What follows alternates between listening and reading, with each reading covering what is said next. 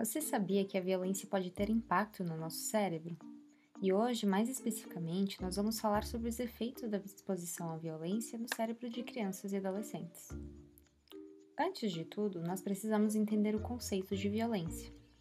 Segundo a Organização Mundial da Saúde, a violência pode ser entendida como o uso intencional de força física ou de poder, real ou em ameaça, contra outra pessoa, outro grupo ou comunidade, que resulte ou tenha grande possibilidade de gerar lesão, morte, dano psicológico, deficiência de desenvolvimento ou algum tipo de privação. Nesse sentido, também é importante diferenciar os tipos de violência. A violência física é a mais prevalente entre os jovens e se caracteriza por qualquer ação que cause dor física a alguém, como tapas, chutes e demais castigos físicos. Outro tipo de violência que ocorre contra esse público é a violência sexual, seja com ou sem o contato físico. Isso envolve exibicionismo, exposição à pornografia, assédio, estupro e exploração sexual infantil. Já a violência psicológica tem diversas nuances que vão desde a falta de afeto, diminuição da autoestima da criança e criação de expectativas irreais até a rejeição, isolamento e comportamento abusivo. Por fim, a negligência se diferencia das demais manifestações de abuso pela omissão de cuidados básicos, sendo eles a alimentação, a higiene e o apego. Mas qual o tamanho desse problema? Bem, no Brasil, sabe-se que, em média, são registradas em torno de 233 notificações por dia.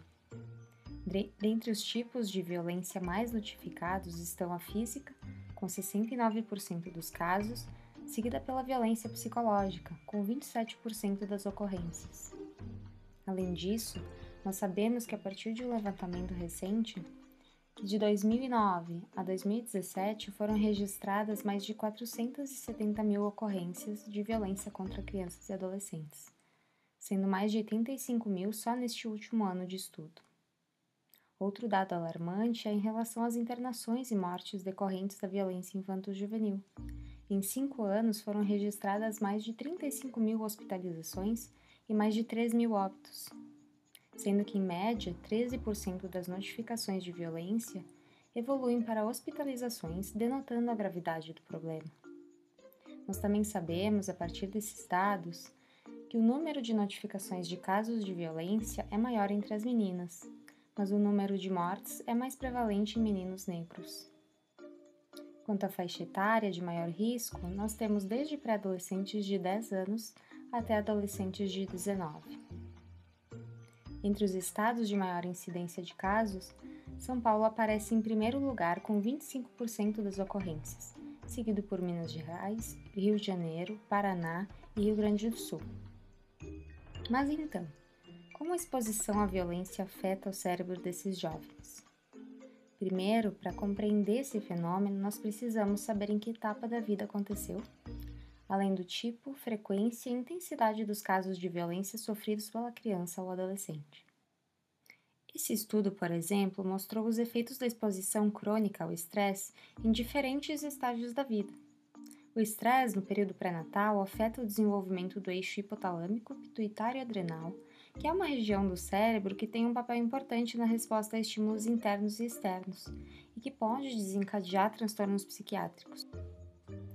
Já no período pós-natal, o estudo mostrou que existem algumas diferenças. Em casos de separação materna durante a infância, se nota um aumento da secreção de glicocorticoides, que são hormônios esteroides que afetam o metabolismo e reduzem a resposta inflamatória. Por outro lado, em casos de abuso grave, se tem níveis reduzidos de glicocorticoides. O que se sabe também é que a partir do período pré-natal, todas as áreas do cérebro em desenvolvimento estão sensíveis aos efeitos dos hormônios do estresse, como o cortisol, que é liberado diante de situações de violência, como nós estamos vendo aqui.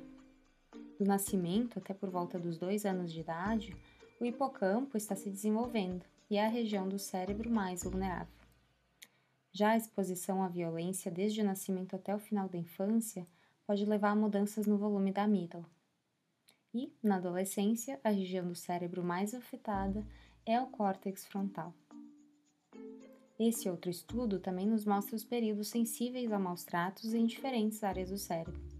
Aqui, nós temos gráficos que nos mostram os níveis de vulnerabilidade e a idade de 3 a 18 anos.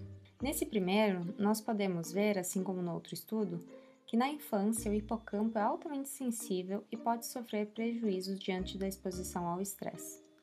O hipocampo é a área responsável pela aprendizagem, pela memória, pela mediação da agressão e da raiva, assim como pela regulação hormonal, e seus efeitos podem se estender até a vida adulta. Nesse segundo gráfico, que nos mostra o nível de vulnerabilidade do fascículo longitudinal, que está relacionado a reflexos integrados no tronco encefálico, nós vemos que tanto por volta dos 8 como dos 13 anos há uma maior suscetibilidade. Já a amígdala, responsável pela regulação do comportamento sexual, agressividade, respostas emocionais e reatividade, se encontra mais vulnerável na pré-adolescência, por volta dos 11 anos de idade. E o córtex visual, relacionado à memória visual, se encontra mais suscetível no início da adolescência. Já o córtex pré-frontal, que é responsável pelas funções executivas, apesar de se encontrar vulnerável em todas as faixas etárias, tem maior susceptibilidade na adolescência. Essa região do cérebro é de extrema importância para o controle de impulsos, flexibilidade cognitiva, memória de trabalho, planejamento e organização. E, por isso, a exposição à violência nessa idade pode levar a desfechos graves. Esse mesmo estudo também mostrou os efeitos de diferentes tipos de violência no cérebro.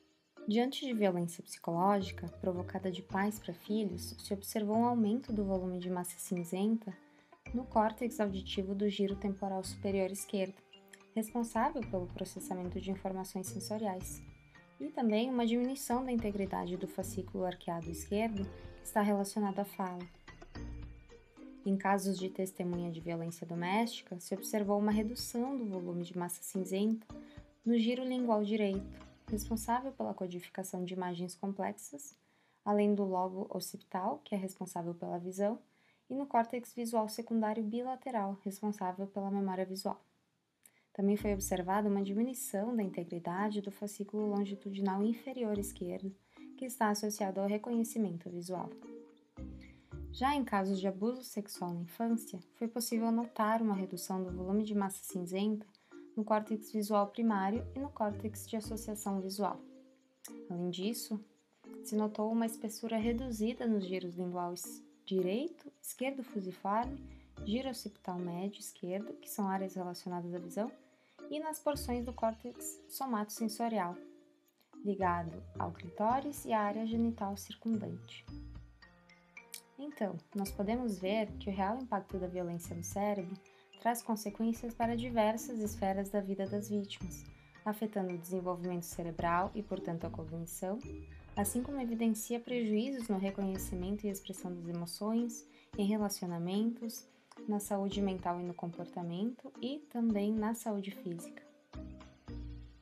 Então, esses foram os estudos utilizados como base para fundamentar o tema. Espero que vocês tenham gostado do conteúdo e compreendido melhor esse assunto tão importante. Eu sou a Giovanna Sganzerla, psicóloga e pesquisadora, e agradeço pela sua atenção.